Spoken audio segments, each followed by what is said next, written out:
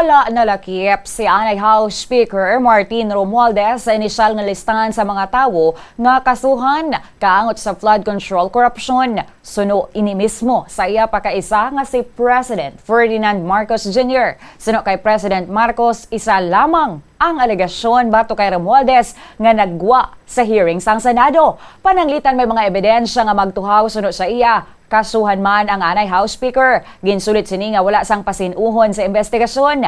Wala sang timeline ang gobyerno kung saan o sini matapos ang investigasyon kag ang pag-file sang kaso sa mga individuals nga involved sa flood control project scandal. Nauna na nga ginpahayag ni Marcos nga dapat nga mabugat ang mga ebidensya kag dapat maid-id ang investigasyon agud masiguro nga magadulot gid ang kaso kag wala na sang basulay nga matabo pananglitan mabasura ini sa korte.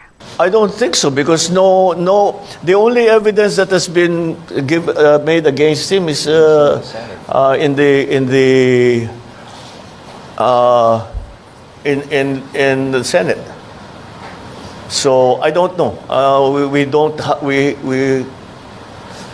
No, with the Speaker, no, not as yet, not as yet. If something else comes out, then he might have to be answerable for something.